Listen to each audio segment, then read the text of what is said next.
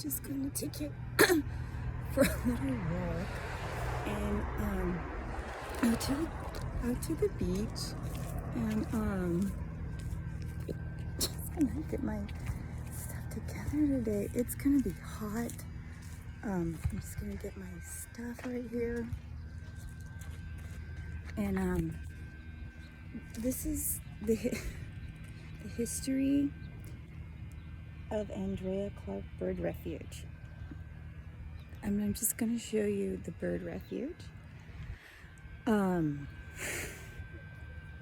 You are standing in the area that was historically wetland, continually nearby Sycamore Creek, with the Andrea Clark Bird Refuge.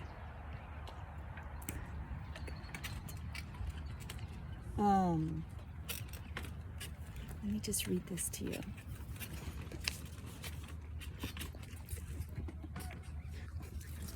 It's hot.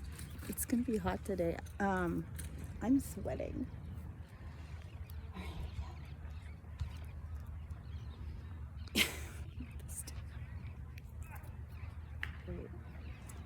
You are standing in the area that was historically the wetland nearby Sycamore Creek with the Andrea Clark Bird Refuge, which is over there. First human, wait, let me see. I haven't read anything, let me see. Number 1 is first known as the Salt Pond. And the bird refuge was connected to the ocean and received fresh water. So let me get my thing out of the way. People are gonna run. I'm always in the way. I'm always in someone's way. So I'm just gonna move this. So I'm not in anybody's way. And then I'm gonna read you the sign. Here we go.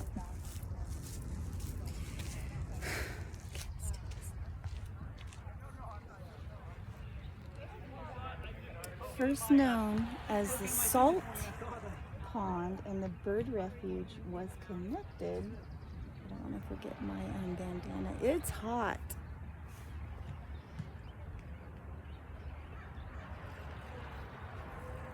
Let me start over.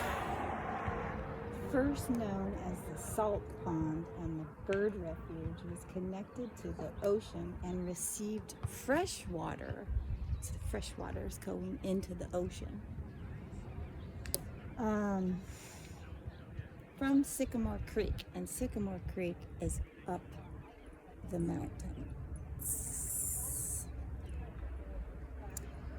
2. In the 1870s, the pond was surrounded by Bradley's racetrack, where horses raced and trained when the track was dry. And this is the map, but it's not really clear where the horse track was. And I need to talk to someone about that, because I can't really envision where the horse track would be. So I'll have to figure that out. In 1906, the bird refuge was purchased by a group of citizens who deeded it to the city in 1909, along with the site of the current municipal tennis courts. So the tennis courts are,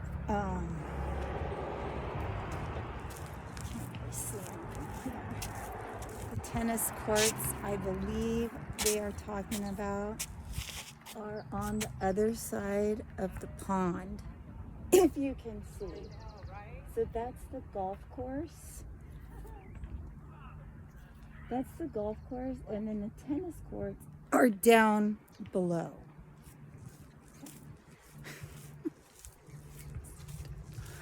Oh my gosh. Okay, let me reading. And 3. In 1906, the bird refuge was purchased by a group of citizens, so the tennis courts. I don't really play tennis. And 4, in 1928, construction of Cabrillo Boulevard, and that is this street. It runs all the way along the harbor. Cabrillo Boulevard.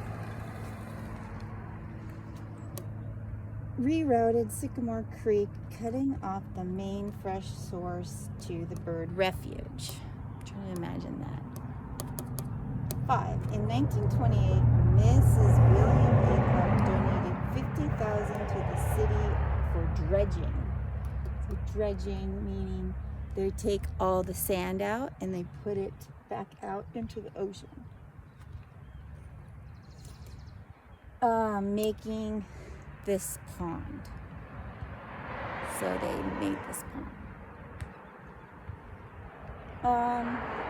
And the new park was named for her deceased daughter, Andre, and that is her. Oops. As early as 1930, oh my gosh, it's getting hot. Water quality issues plagued the lake, leading to the frequent odor. It did used to smell a lot years ago, but they fixed it now, so it doesn't smell so bad. The accumulation of the nutrients lacked for flushing, storm events, and drought conditions contributed to low dissolved oxygen levels, meaning the levels went down in the water, so a lot of the plants grew. And strong odors. Restoration efforts completed in early 2023, which was just a couple years ago, and it looks amazing. They put in this fence and they redid all of these plants, and now we have some birds out there. Will improve water quality by allowing more frequent flushing of the bird refuge during rain events. City of Santa Barbara Parks and Recreation.